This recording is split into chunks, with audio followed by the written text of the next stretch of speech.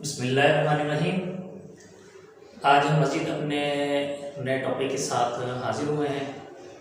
Matric class की chemistry और उसका सेकंड चैप्टर जो है टॉपिक्स चल रहे हैं।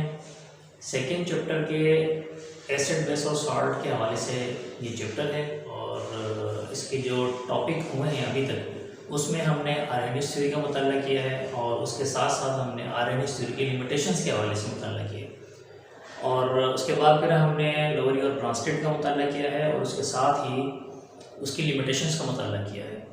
और इससे पहले जो हमने टॉपिक पढ़ा है, लास्ट जो हमने सेशन किया था वो क्या था, लिविस एसिड और बेस के हवाले से। और आज हम लिविस एसिड और बेस कॉन्सेप्ट की लिमिटेशंस के हवाले से हम ये सेशन चलाएंगे।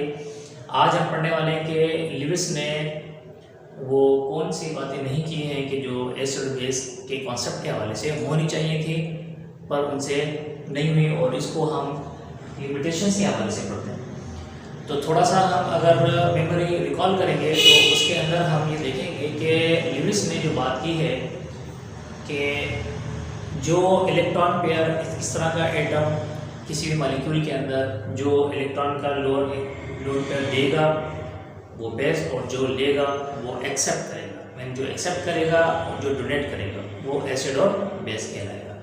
इसी तरीके से वो कौन सी बातें कि जो लिविस ने अपने कॉन्सेप्ट के अंदर नहीं बताई हैं। आइए हम अपने टॉपिक की तरफ चलते हैं और इन तीन टॉपिक्स को, इन तीन पॉइंट्स को जो लिमिटेशंस के अंदर आती हैं इनका हम मुताला करते हैं। तो सबसे पहला जो पॉइंट है इसके अंदर हम देखते हैं कि आर्गेनिक्स ने क्या चीज़ नहीं बताई। It could not explain,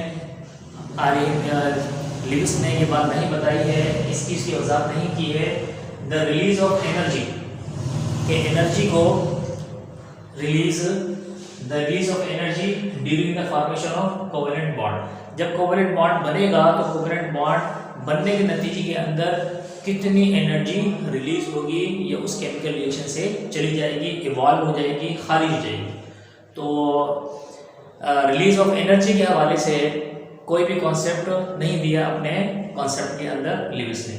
point number 2 की तरफ आते हैं। पॉइंट नंबर 2 है इट कुड नॉट क्लैरिफाई, इस चीज़ की वजाहत नहीं की है द शेप्स ऑफ मॉलिक्यूल के, मॉलिक्यूल की शेप्स किस तरह की है।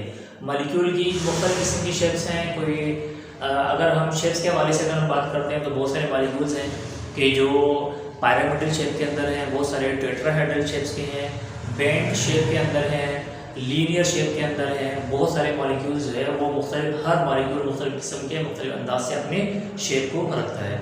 तो लिविस ने शेप के हवाले से कोई वजाहत नहीं दी और ये भी नहीं बताया कि अगर जब बॉन्ड फॉर्मेट करेगा, जब बनेगा तो उसके अंदर से अगर एनर्जी रिलीज होगी तो कितने अमाउंट के अंदर होगी, इस चीज़ की कोई वजाहत नहीं की है। आखिरी पॉइंट की तरफ आते हैं। सिंपल पॉइंट है, आप कहते हैं it could not explain the nature of attractive forces between the atom in a molecule.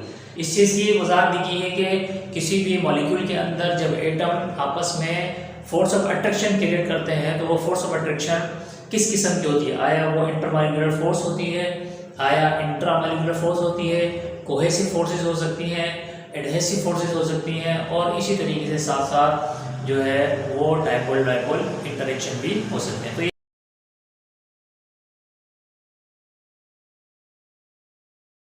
ये सारी की सारी वो फोर्सेस हैं कि जो एटम के दरमियान पाई जाती हैं किसी भी मॉलिक्यूल के अंदर। तो लिविस ने अपने कॉन्सेप्ट के अंदर जो है ये बात नहीं बताई कि अट्रैक्टिव फोर्स की नेचर क्या होगी।